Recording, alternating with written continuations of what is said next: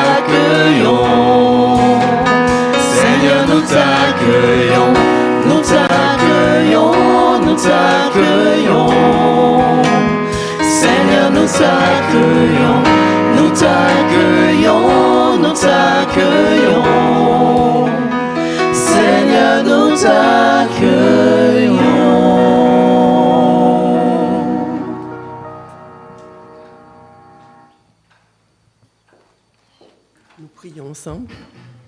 Seigneur, tu es notre Dieu grand et puissant. Tu es notre Dieu grand et fidèle.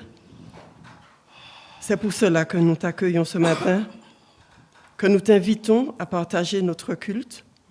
Tu nous as invités à être là et nous sommes présents. Et nous savons aussi que tu es fidèle dans tes recommandations, dans tes promesses. Et nous te disons merci. Merci parce que notre louange ce matin est tournée vers toi. Notre adoration aussi. Viens régner dans nos cœurs et dans nos pensées, afin que nous te rendons grâce et gloire par notre attitude, par notre conduite chaque jour que tu nous donnes de vivre. Au nom de Jésus. Amen.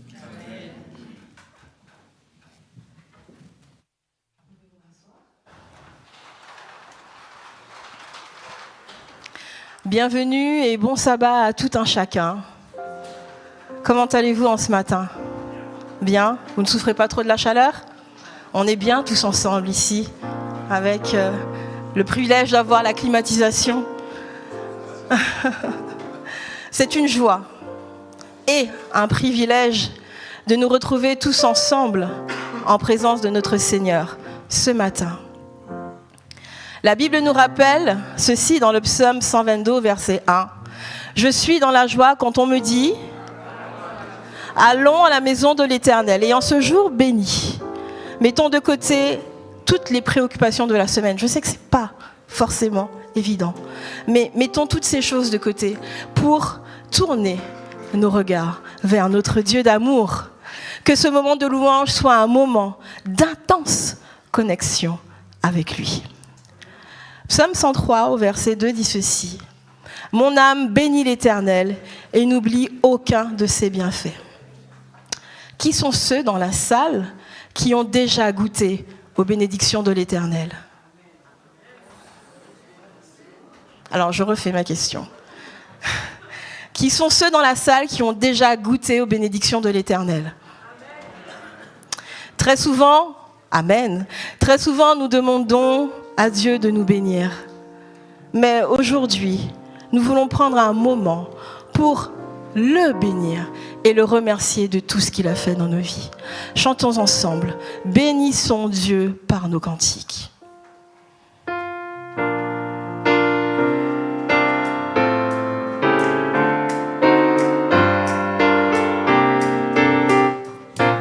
Ensemble.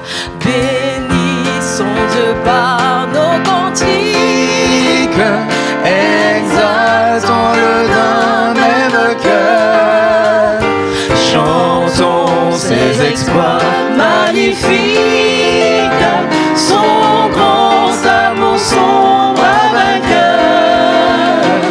Louons, chantons, louons le grand nom du Seigneur. Louons, chantons, louons notre Dieu rédempteur. C'est sa main qui nous a fait naître. Nous sommes son peuple à jamais.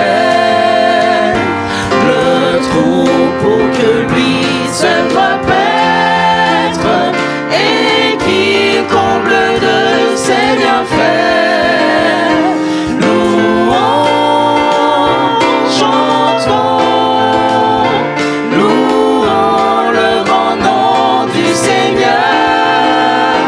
Louons, chantons, louons notre Dieu rédempteur. Ensemble donnons gloire au Père qui des cieux nous a visités, au Sauveur qui sur le calvaire par son sang nous a rachetés. Louons, chantons, louons le grand nom du Seigneur. Louons, chantons, louons notre Dieu rédempteur.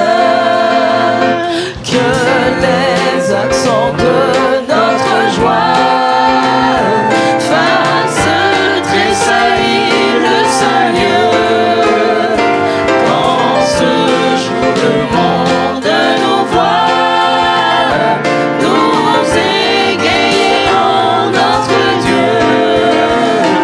Louons, chantons, louons le grand nom du Seigneur. Louons, chantons, louons notre Dieu rédempteur. Reçois, ô Dieu, notre humble hommage, reste à jamais notre secours. Ton amour dure d'âge en âge, ta bonté subsiste à toujours.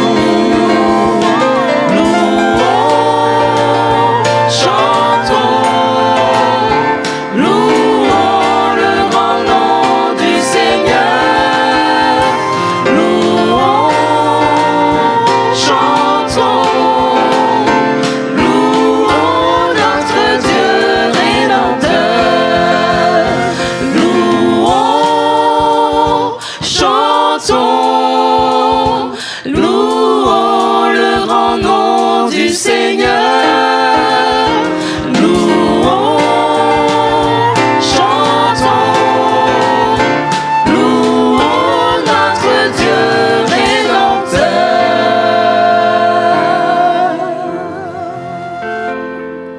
Amen.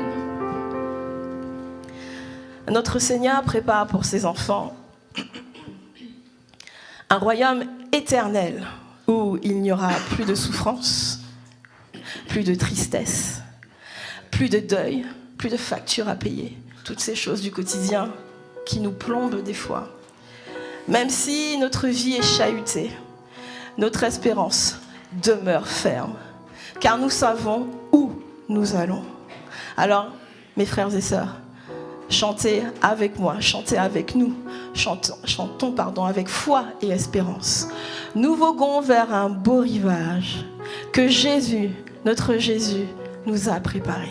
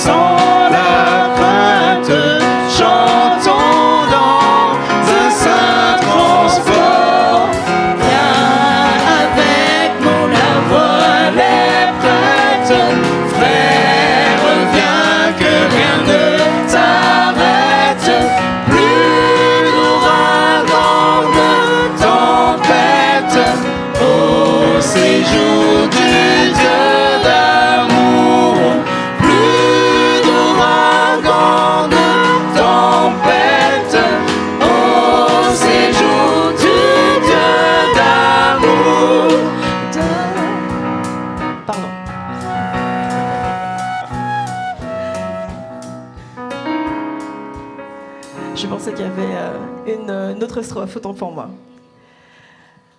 Plus que des bénédictions, plus que des réponses à nos prières, nous désirons nous approcher de celui qui est la source de toute bénédiction. Ce chant dit « J'ai soif de ta présence, divin chef de ma foi. Dans ma faiblesse immense, que ferais-je sans toi ?» Ouvrons nos cœurs et chantons ensemble ce chant avec force et conviction.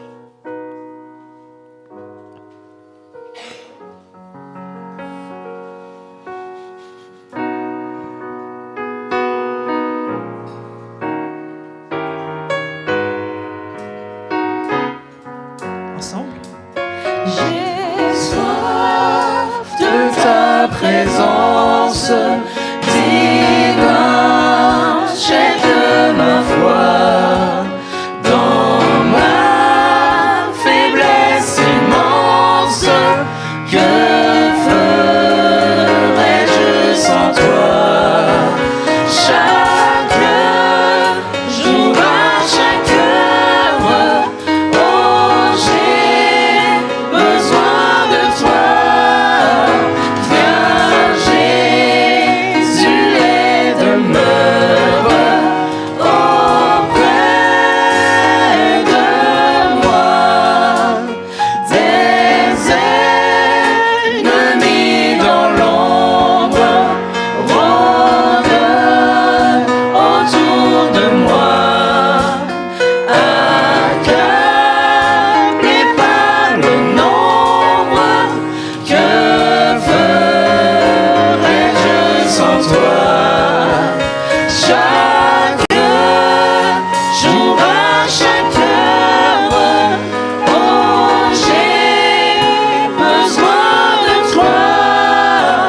Viens, Jésus, et demeure auprès de moi. Pendant les jours d'orage, d'obscurité, d'effroi, quand faiblit mon courage, que ferais-je sans toi? Chaque jour, à chaque heure, oh, j'ai besoin de toi. Viens, Jésus, et demeure auprès de moi. Oh, Jésus, ta présence, c'est la vie et la paix dans la souffrance et la vie à jamais. Chaque jour, à chaque heure, oh, j'ai besoin de toi. Viens, Jésus, et demeure auprès de moi. Viens, Jésus, et demeure auprès de moi. Amen. Le chant que nous allons vous interpréter nous rappelle que beaucoup de choses dans ce monde peuvent susciter la peur. L'avenir, les difficultés, la maladie ou les incertitudes de la vie. Désolée, je commence à perdre ma voix. Mais lorsque nous appartenons à Jésus-Christ, nous sommes ses enfants. Nous n'avons plus à vivre dans la crainte, car nous sommes aimés et sauvés par Dieu. Et son amour parfait chasse la peur. La chanson que nous allons chanter, peut-être que vous ne la connaissez pas. Je ne suis plus esclave de la peur, je suis enfant de Dieu. Je vous invite donc à chanter avec nous si vous la connaissez.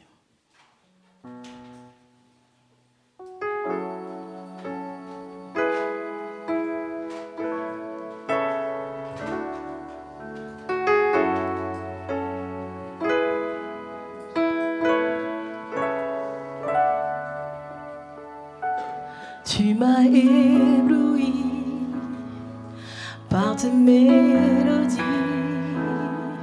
tu m'entoures d'un chant d'amour, chant de délivrance devant mes ennemis, toutes mes craintes s'enfuient.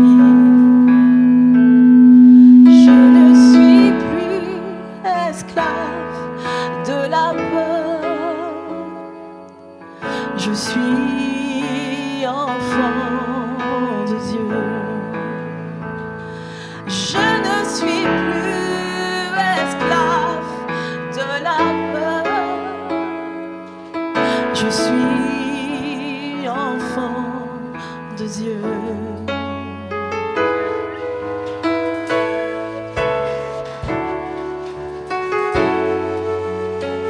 Ensemble avant ma naissance.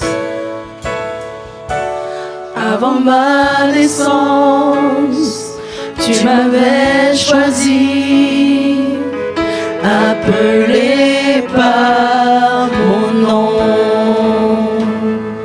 Tu m'as adopté, je suis de ta famille. Ton sang coule dans mes veines. Avant ma naissance, tu m'avais choisi, appelé par mon nom. Tu m'as adopté, je suis de ta famille. Ton sang coule dans mes veines. Je ne suis plus esclave de la peur. Je suis enfant de Dieu. Chantez avec nous. Je ne suis plus esclave de la peur. Je suis enfant de Dieu. Je ne suis plus esclave de la peur. Je suis enfant de Dieu. Je ne suis plus esclave de la peur. Je suis enfant de Dieu.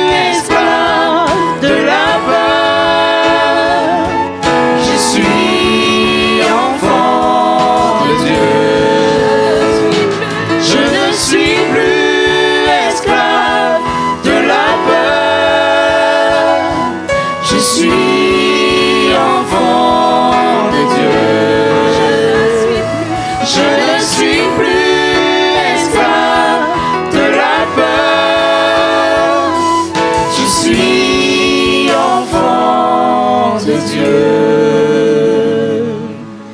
Je suis enfant de Dieu. Je suis enfant de Dieu. Je suis enfant de Dieu. Je suis enfant de Dieu. Amen. Je vais vous inviter maintenant à vous tenir debout pour notre chant d'appel à la prière au Saint-Esprit.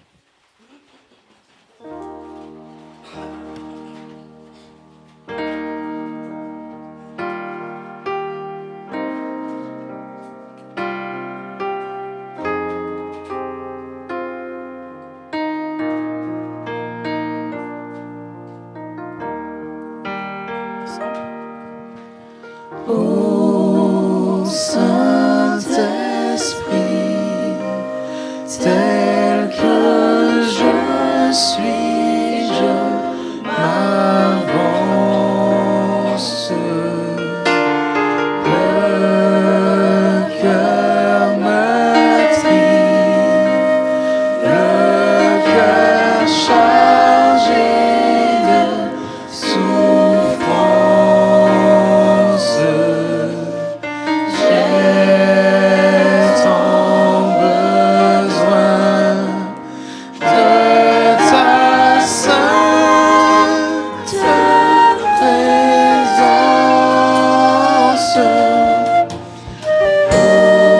Ô Saint-Esprit,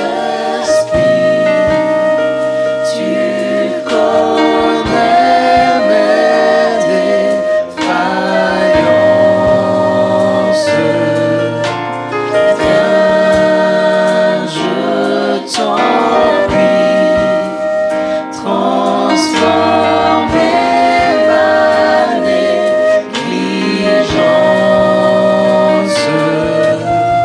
J'ai tant besoin de ta divine grâce. Viens, oh viens, souffle d'abondance. Viens, oh viens, vers toi je m'avance.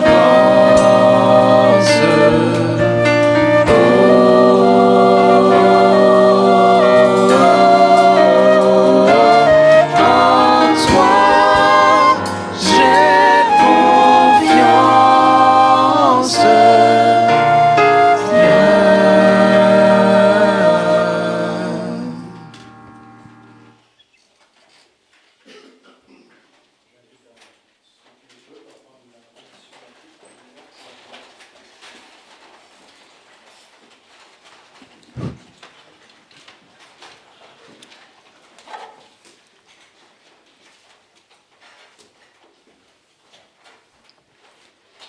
Éternel, notre Père, notre Dieu, nous avons répondu à ta sainte convocation et c'est toujours un privilège de nous présenter à ton trône de grâce avec assurance afin de trouver force et secours pour nos besoins.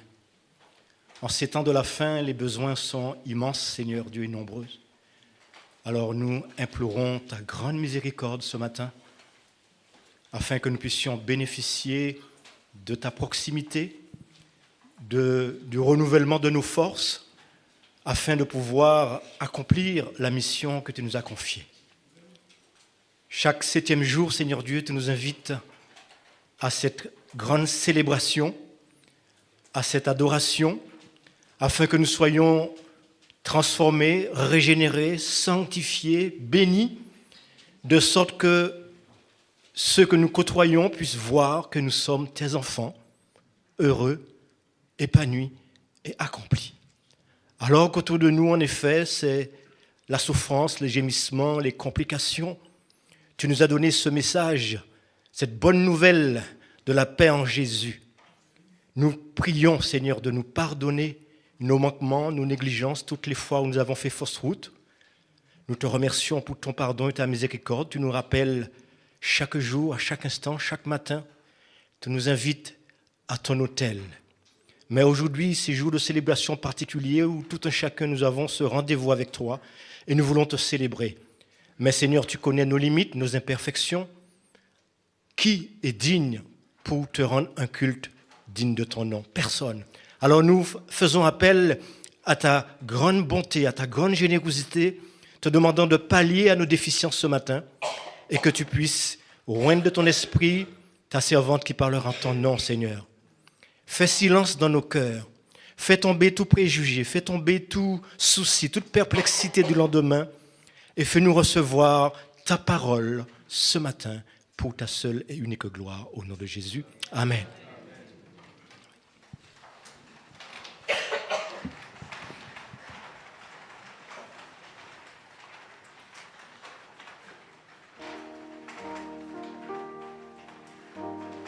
Je vais inviter tous nos enfants à se rapprocher pour l'histoire qui leur sera racontée par Samuel.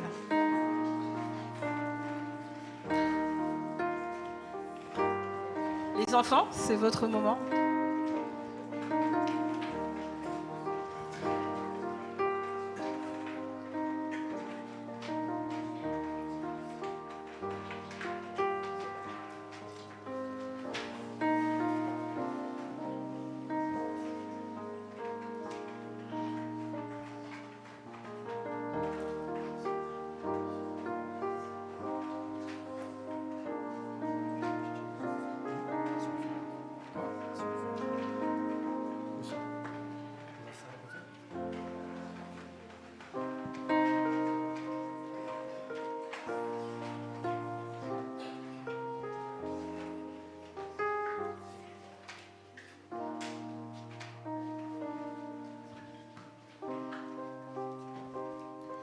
Bonjour les enfants.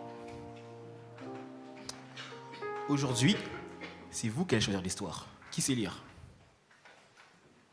Tiens, prends un papier. Et dites-moi ce qu'il y a dessus.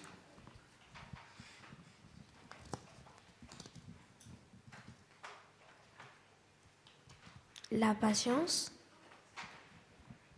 Ok, la patience. Alors, qui peut me dire c'est quoi la patience?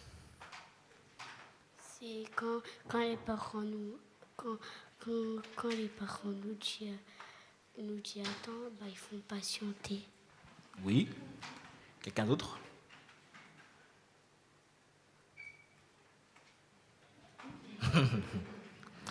La patience, c'est quand on sait attendre calmement sans se fâcher. Par exemple, attendre son tour pour jouer, attendre que le gâteau soit prêt, écouter quelqu'un jusqu'au bout avant de parler.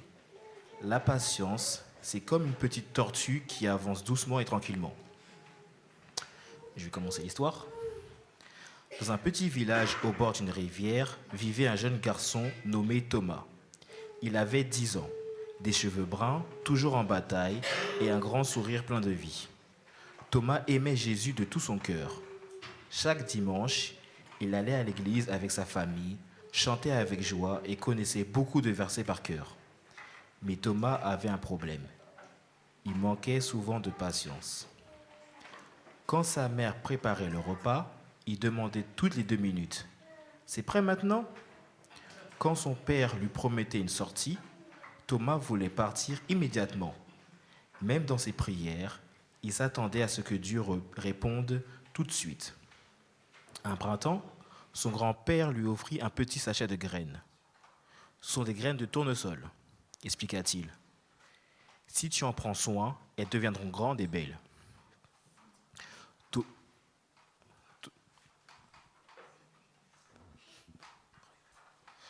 Thomas fut très enthousiaste. Il courut dans le jardin, planta les graines et les arrosa généreusement. Le lendemain matin, il se précipita dehors. Rien. Le deuxième jour, toujours rien. Le troisième jour, Thomas commença à s'énerver. « Ça marche pas !» dit-il en croisant les bras. « J'arrose pourtant tous les jours. » Son grand-père sourit doucement. Viens avec moi, dit-il. Ils s'assirent ensemble sous un vieux pommier. Le grand-père ouvrit sa Bible et lut. Mais si nous espérons ce que nous ne voyons pas, nous l'attendons avec patience. Tu vois, Thomas, expliqua-t-il, Dieu fait beaucoup de choses en silence.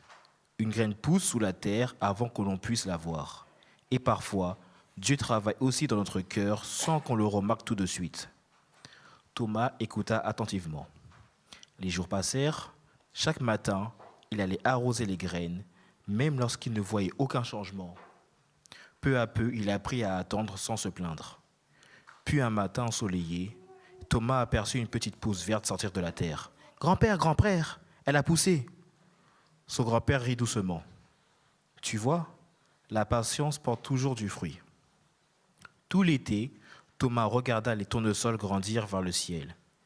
Et chaque fois qu'il les observait, il se souvenait que Dieu avait un temps parfait pour chaque chose. À partir de ce jour-là, lorsque Thomas devait attendre, il essayait de ne plus se mettre en colère. Il priait simplement, « Seigneur, apprends-moi à patienter comme toi tu patientes avec moi. » Et petit à petit, son cœur grandit lui aussi, comme les tournesols dans le jardin. Voilà. Donc l'histoire, c'est quoi le résumé de l'histoire? C'est la patience. Oui. Apprendre à être patient, bien oui. Donc j'espère que demain et dans les jours à venir, vous serez tous patients. Avec vos amis, avec papa et maman et avec tout le monde. Bon sabbat à tous.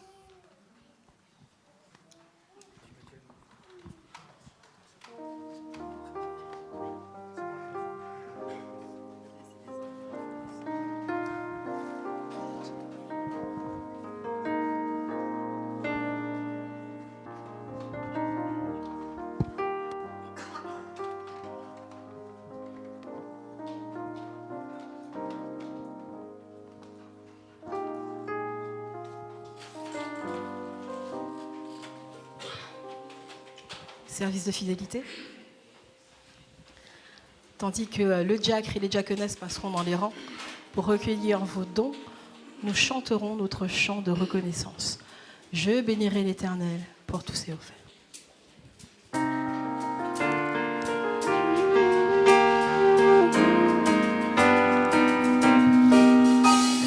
Je bénirai l'Éternel pour tous ses offerts. Sa louange sera toujours dans ma bouche. Je bénirai l'Éternel. Je bénirai l'Éternel pour tous ses offerts. Sa louange sera toujours dans ma bouche. Je bénirai l'Éternel.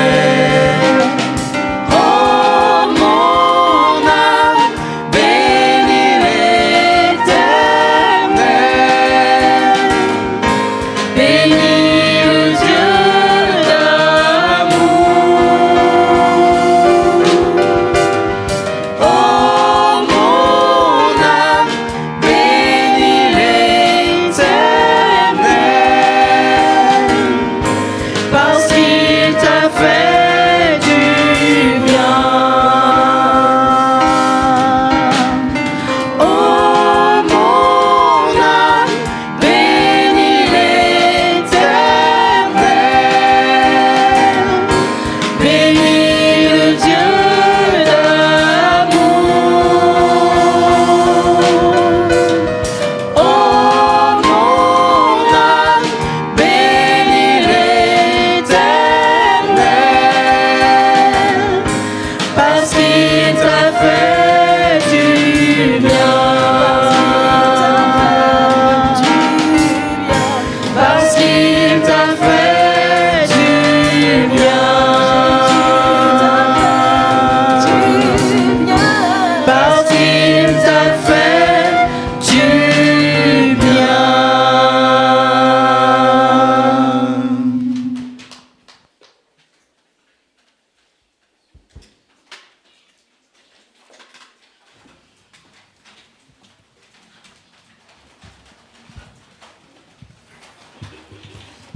Après la prière, Après la prière, nous garderons cette position pour la lecture de la parole de Dieu. Éternel notre Dieu, ce que nous t'offrons, c'est toi qui nous le donnes. Nous te demandons de faire fructifier ces dîmes et ces offrandes dans les mains de ceux qui auront à les utiliser pour la proclamation de ton saint évangile. Au nom de Jésus. Amen. Alors je vous invite à faire lecture avec moi dans la première épître de Paul aux Thessaloniciens, 1 Thessaloniciens chapitre 1er, les versets 2 à 5. 1 Thessaloniciens chapitre 1er, les versets 2 à 5. Nous rendons continuellement grâce à Dieu pour vous tous, faisant mention de vous dans nos prières, nous rappelant sans cesse l'œuvre de votre foi, le travail de votre charité et la fermeté de votre espérance en notre Seigneur Jésus-Christ devant Dieu notre Père. Nous savons, frères bien-aimés de Dieu, que vous avez été élus. Notre évangile ne vous ayant pas été prêché en parole seulement, mais avec puissance, avec l'Esprit Saint et avec une pleine persuasion, car vous n'ignorez pas que nous nous sommes montrés ainsi parmi vous à cause de vous. Que l'Éternel bénisse l'influence de cette parole. Vous pouvez vous asseoir et nous laissons la parole à notre sœur Anne Blandy.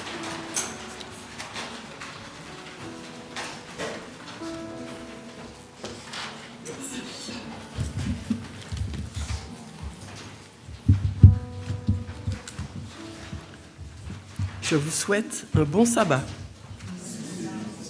Aujourd'hui, il fait bon. Ici, il fait bon. Mais attention quand vous allez sortir.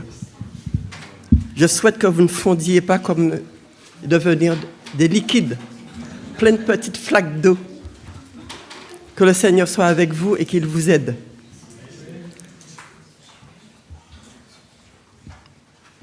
Nous savons, frères bien-aimés, que Dieu vous a, bien-aimés de Dieu, que Dieu vous a élus.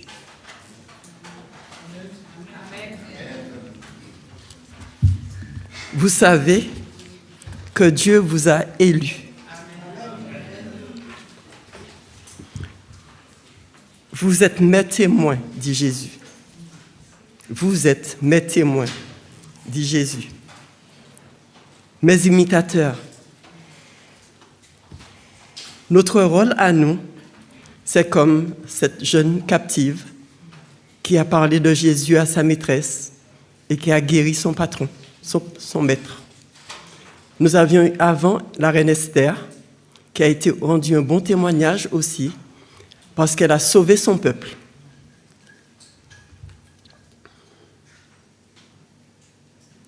Nous avons ces Hébreux. Ils étaient des milliers qui ont émigré vers la Babylone, mais nous avons le témoignage de ces 4 jeunes gens. Ils ont choisi, ils ont décidé de rester fidèles à Dieu.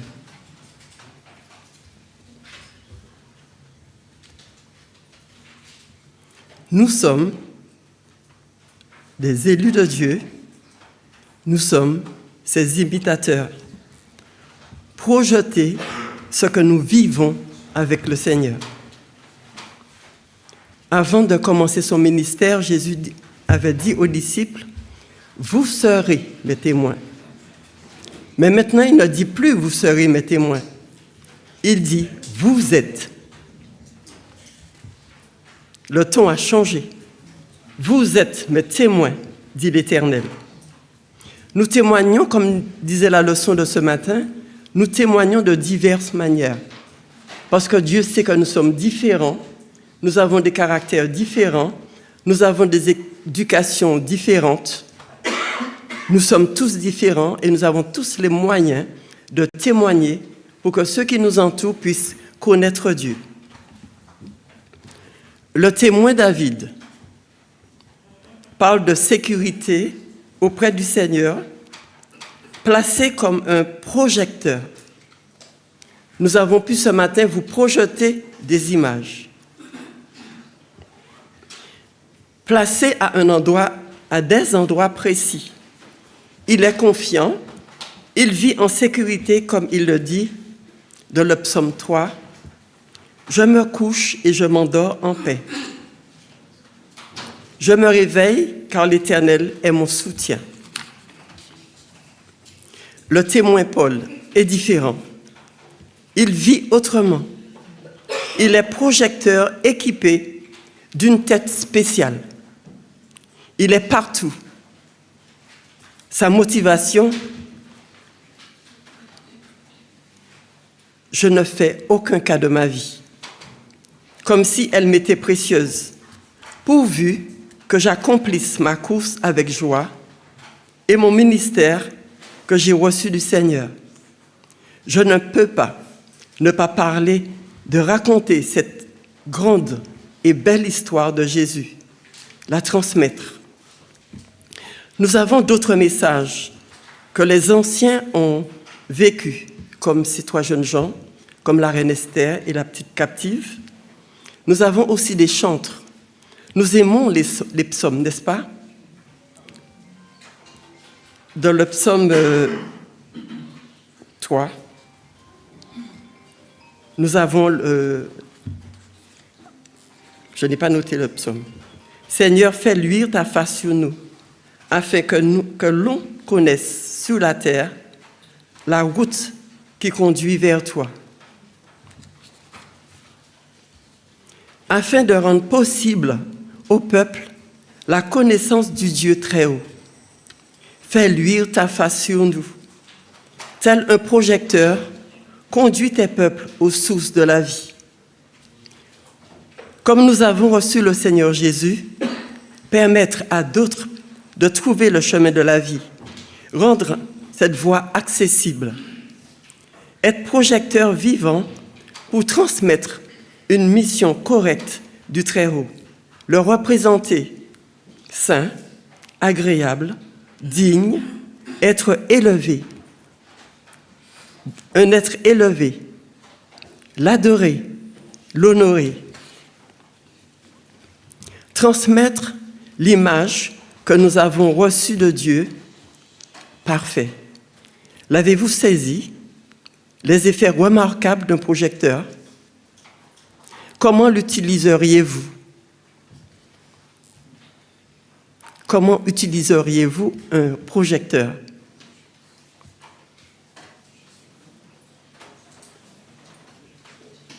Vous êtes des projecteurs. C'est à nous maintenant de savoir comment nous allons utiliser cet instrument, qui est un instrument de force maximale. Nous pouvons l'utiliser à toutes les occasions, que l'on soit infirmier, que l'on soit ambulancier, que l'on soit cultivateur, que l'on soit couturier ou couturière. Nous avons tellement d'occasions d'être des projecteurs vivants. Nous pouvons saisir chaque occasion de projeter une image des bontés de Dieu pour nous.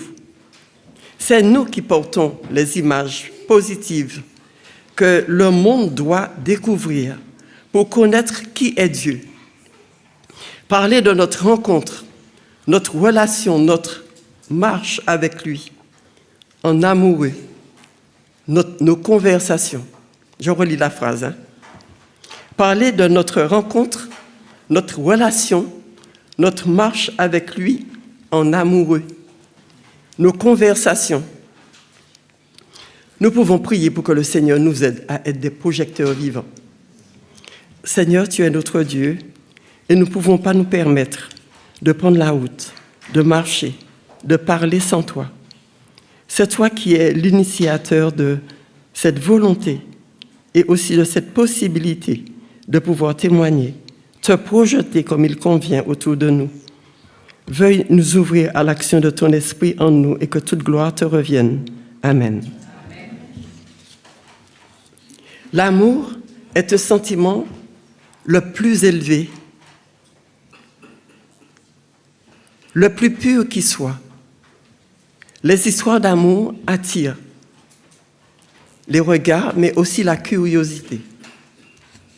Dieu a donné son Fils et Jésus a donné sa vie.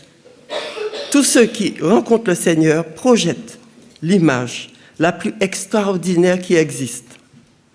L'image de ses mains. L'image des mains de Jésus.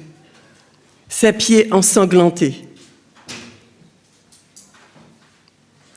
Nous sommes les témoins de cela, parce qu'il l'a fait pour nous. L'agneau immolé est digne de recevoir notre témoignage. Il a apporté espoir, courage, guérison, amour dans toutes les nations. Nous allons lire 2 Corinthiens 4, verset 13.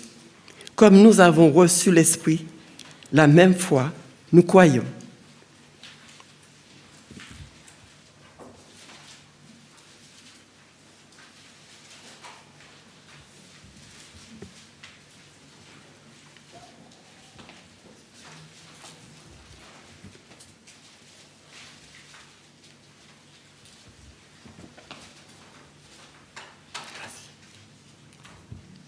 Et comme nous avons le même esprit de foi qui est exprimé dans cette parole de l'Écriture, j'ai cru, c'est pourquoi j'ai parlé.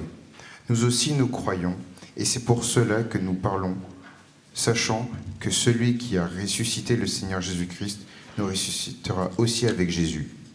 Amen. Merci. Notre foi nous pousse à parler. C'est pourquoi Paul dit « L'amour de Christ me presse ». Nous écoutons aussi, car l'Éternel parle. Il nous parle à nous. J'entendis la voix du Seigneur disant, « Qui enverrai-je? Qui marchera pour nous? » Car le nombre grandit des personnes déchues, séparées de leur Créateur. L'Éternel avait prévu le moyen d'intervenir. Si toutefois il y avait un problème, il y aurait le plan du salut, que le Père, le Fils, le Saint-Esprit réaliseraient.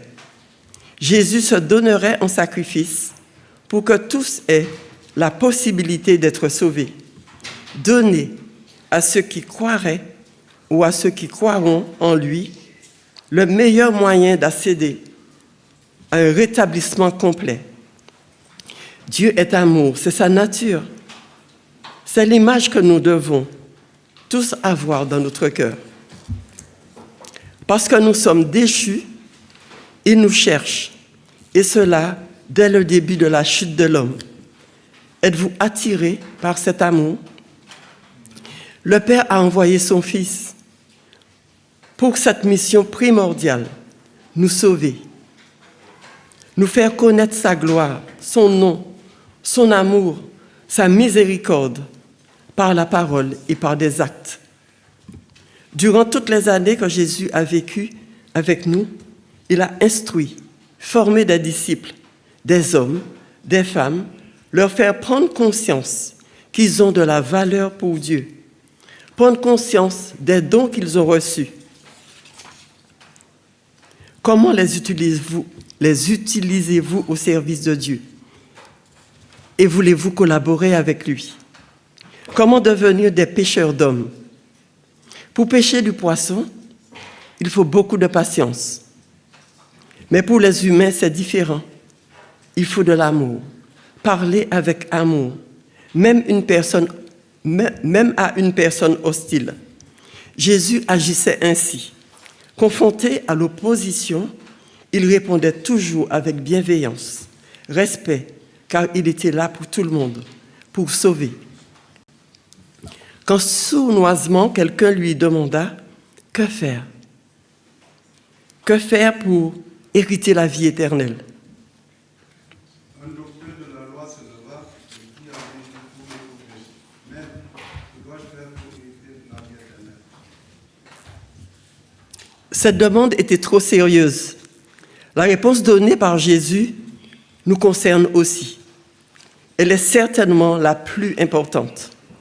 Quelles que soient nos motivations, Jésus est celui qui nous attire, qui répond à nos réels besoins, aux priorités qui stabiliseraient chaque vie, sonder son cœur, savoir aimer, Sondez les Écritures. Jésus veut nous attirer dans l'étude, la connaissance des Écritures. Donner plus d'intérêt aux Écritures, consolider chaque jour sa confiance. Après la résurrection, Jésus consacra du temps avec les 11 disciples. Ils étaient déstabilisés. Ils avaient besoin d'être rassurés, reboostés, car une grande mission les attendait, poursuivre l'œuvre commencée. Déjà à l'époque, ils annonçaient « Le royaume des cieux est proche ». L'œuvre devrait se poursuivre avec puissance, se repentir, être disposé à donner le meilleur de soi-même pour la vie éternelle. Il nous reste que peu de temps. Il nous faut nous repentir. Aujourd'hui, oui, le royaume des cieux est proche. Le soir, après la résurrection, Jésus vint à leur rencontre dans le lieu où ils se rencontraient habituellement. Ils y étaient tous. Jésus leur dit « La paix soit avec vous ». Puis il souffla sur eux pour qu'ils reçoivent le Saint-Esprit. Une autre fois, Jésus les convoqua en Galilée sur une montagne qu'il leur avait indiquée. Jésus s'approcha d'eux et leur dit « Tout pouvoir m'a été donné dans le ciel et sur la terre. Allez, faites de toutes les nations des disciples, les baptisant au nom du Père, du Fils, du Saint-Esprit, et enseignez-leur à observer tout ce que je vous ai prescrit. » Je n'avais pas prévu ce programme parce que j'avais lu la leçon de l'école du sabbat d'aujourd'hui. La prédication était déjà prête quand j'ai découvert que la leçon d'aujourd'hui parlait du même sujet. Donc, c'est 2 fois. Donc, le message est important. Quand on reçoit un message de Dieu 2 fois, c'est important. C'est très important. C'est indispensable de le garder dans notre cœur. Allez, faites de toutes les nations des disciples, les baptisant au nom du Père, du Fils, du Saint-Esprit, et enseignez-leur à observer tout ce que je vous ai prescrit. Quand on est baptisé, c'est le début d'une importante marche avec Jésus. Quand les membres d'église, les pasteurs, les anciens, ou quelqu'un qui est proche de vous, vous fait des remarques, ou vous parle de quelque chose, c'est l'enseignement qui continue. Enseignez-leur à observer tout ce que je vous ai prescrit. Ce jour-là, ils virent Jésus remonter au ciel. Peu de temps après, Paul se joignit au groupe. Par la grâce de Jésus, qu'il rencontra sur le chemin alors qu'il se rendait à Damas. Un dialogue s'engagea entre eux.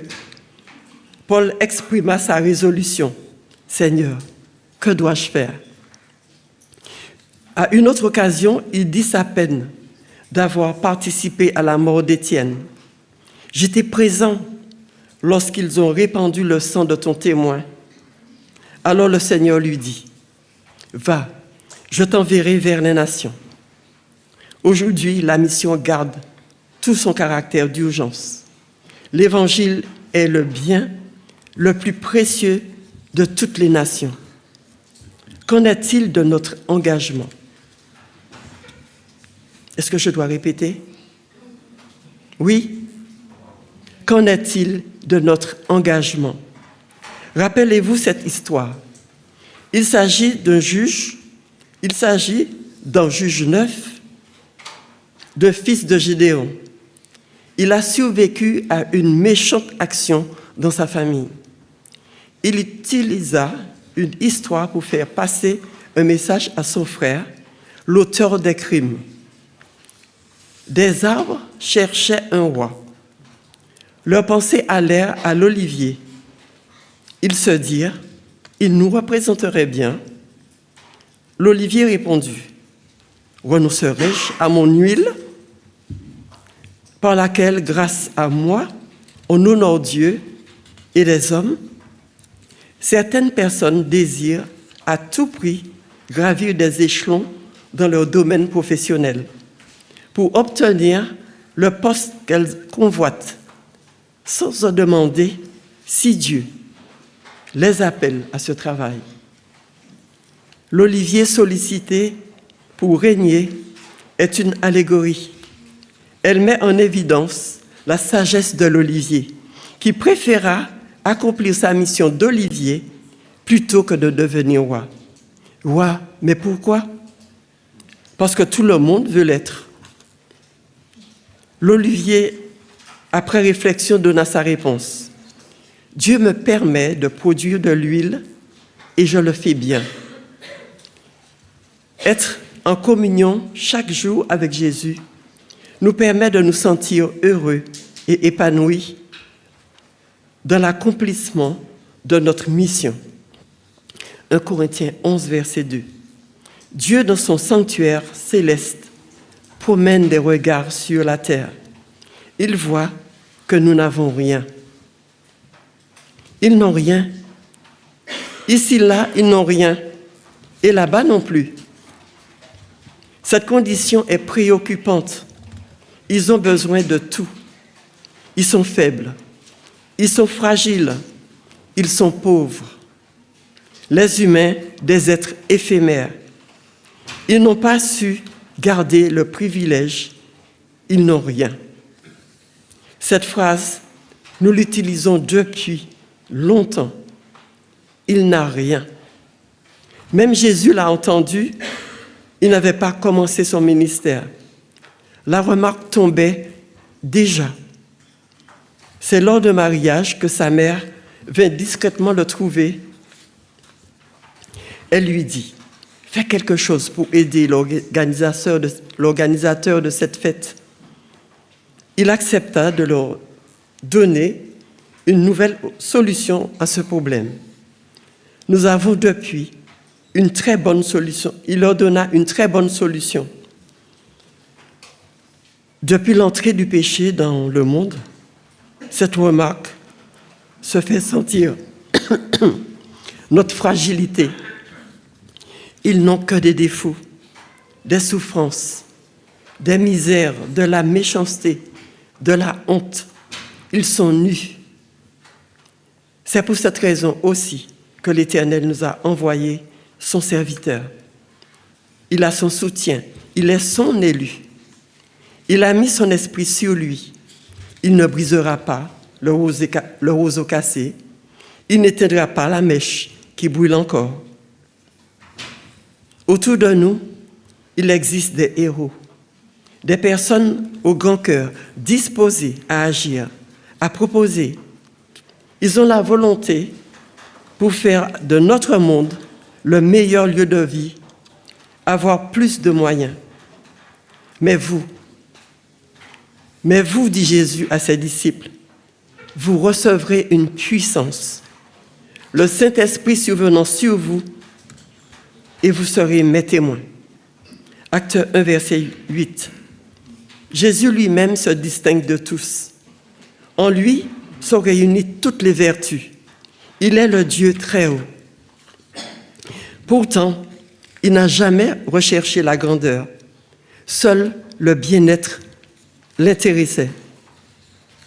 Il a vécu en aimant, et c'est ainsi qu'il est mort et qu'il est ressuscité pour être toujours avec nous. Il nous cherche, nous soutient dans chacune de nos missions.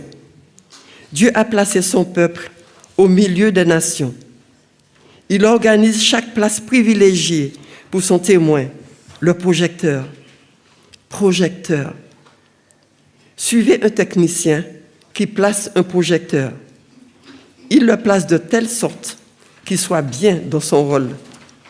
Éclairer, mettre en valeur, diriger les regards vers une ligne, un volume, éclairer pour mieux apprécier l'œuvre d'un artiste. C'est aussi pour vous que Dieu choisit de placer au bon endroit, de vous placer où il convient pour exercer les dons que vous avez reçus. 2 Thessaloniciens 2, verset 13.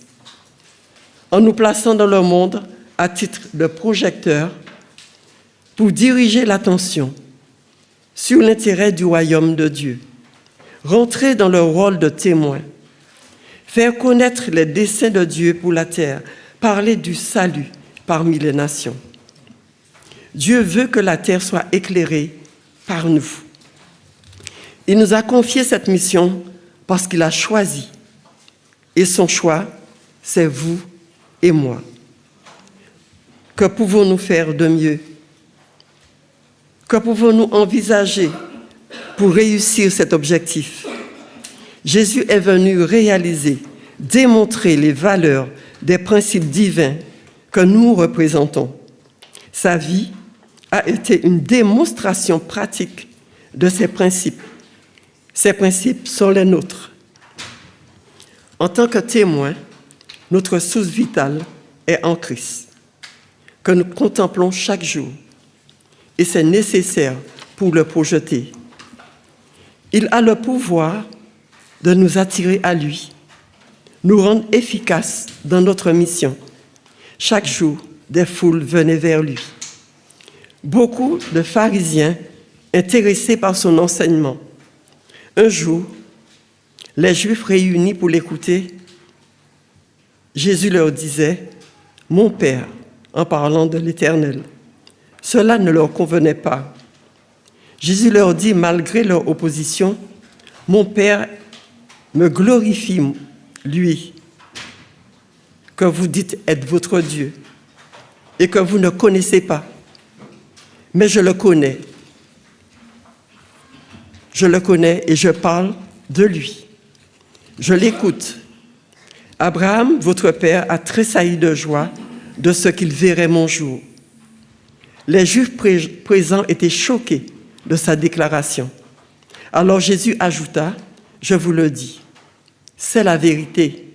Avant qu'Abraham fût, je suis. » Ils avaient la prophétie de Michée 5, verset 1. Ils avaient l'enseignement. « Bethléem, de toi sortira pour moi celui qui dominera sur Israël. » En lui, il a créé toutes choses. Il est avant toute chose, et toute chose subsiste en lui. Avant qu'Abraham fût, je suis. Comme pour Israël, l'histoire est écrite pour nous. Nous instruire de toutes ces choses. 2 Thessaloniciens 2, verset 15. Abraham s'est trouvé dans un conflit provoqué par une coalition. Le roi de Sodome et Lot, son neveu Abraham, affectés et enlevés. Abraham intervint et les délivra. Il revint de cette guerre avec un important butin et apporta la dîme au roi prêtre de Salem. C'est à cette occasion que Melchisédek est mentionné pour la première fois. Avant qu'Abraham fût, je suis. Si nous avons des connaissances, ces enseignements, qu'en faisons-nous? Jésus les utilisait à chaque fois qu'il enseignait. Être disciple, témoin, est l'affaire d'une vie entière.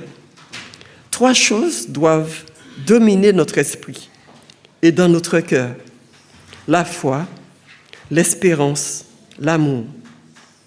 Nous parlons, certes, n'est-ce pas l'amour qui doit être au-dessus de tout? À l'attention de tous ceux qui mettent leur confiance en Dieu, il y a un message de Melchisédek, repris par Pierre. Vous êtes une race élue, un sacerdoce royal, une nation sainte, un peuple acquis, afin que vous annonciez les vertus de celui qui vous a appelé. 1 Pierre 2, verset 9. Jésus peut nous donner cette force qui nous manque pour le représenter. Vous recevrez une puissance. Aurions-nous ce rêve d'un élu chrétien, vivre de telle manière et être appelé représentant de Jésus-Christ? Ne pas ressembler à n'importe qui du monde, mais ressembler à Jésus. Est-ce un problème que de représenter Jésus? Le ressembler, l'honorer. Jésus vint restaurer la vérité, la connaissance de Dieu, l'image de Dieu. Et vous, à qui voulez-vous ressembler? Il vint éliminer les faux enseignements, les fausses images que nous préférons adopter. Qui est votre Créateur? Où cherchez-vous votre identité? Il vint révéler son caractère dans sa manière de vivre, révéler sa véritable beauté. C'est pourquoi c'est lui que nous devons copier, ressembler, expérimenter la beauté de la sainteté. Vous êtes un peuple saint, une sécurité contre le mal, vivre loin du péché. Pour celui qui obéit, c'est la garantie de la vie éternelle. La réponse à la question la plus importante, que dois-je faire? Que dois-tu faire pour hériter la vie éternelle? La loi, la parole de Dieu, nous est donnée comme un rempart, une épée. Elle exprime les principes qui demeurent éternellement. Dieu a une telle confiance en nous pour faire de nous une élite réservée. Être celui qui projette. Allez-vous vous laisser détourner? Être le disciple, le prophète, le sacrificateur? Qui vous voulez représenter? Projeter. Qui enverrai-je? Qui marchera de ma part? Qui parlera aux humains par l'image? Leur parler d'amour, leur révéler les délices éternels. Dieu a choisi de transmettre ses messages par les moyens, les canaux humains. Vous, moi. La question tourne autour de nous. Qui est prêt? Qui sera la bouche? Qui transmettra? Qui sera le projecteur d'images? Et qui voulons-nous projeter?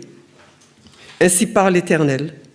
Projetez vos regards vers la vie. Au XXIe siècle, sera-t-il riche de volontaires?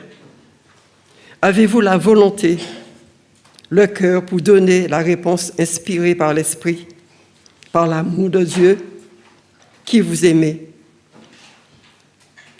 Aimez-vous votre prochain? Que le Seigneur nous garde à en tenir compte de ce message qu'il nous donne 2 fois aujourd'hui.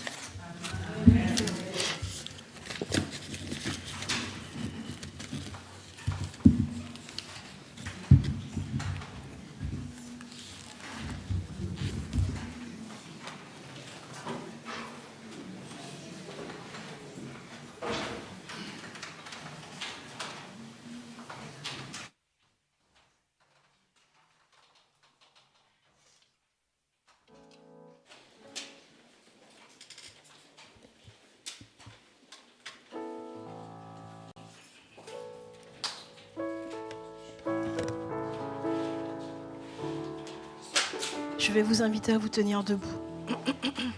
Et nous chanterons ensemble les paroles des hymnes et louanges 103. Redites-moi l'histoire.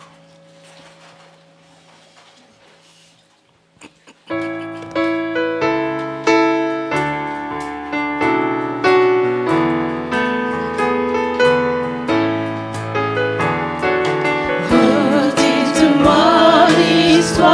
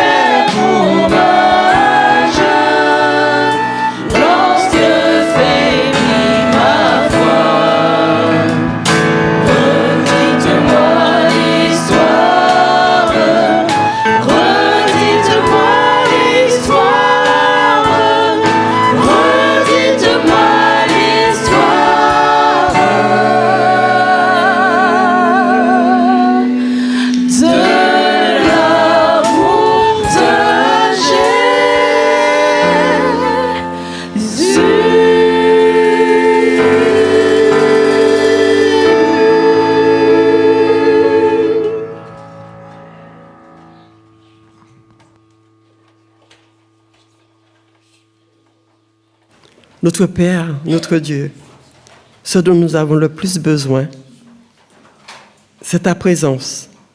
C'est de choisir le moment pour donner ce témoignage que nous avons dans le cœur. Parce que nous voulons parler de cette belle histoire, l'histoire de ton amour dans nos vies. Que ton nom soit sanctifié par chacun de nous, dans nos quartiers, dans nos villes, dans nos maisons, particulièrement dans nos maisons, afin que l'amour règne, le partage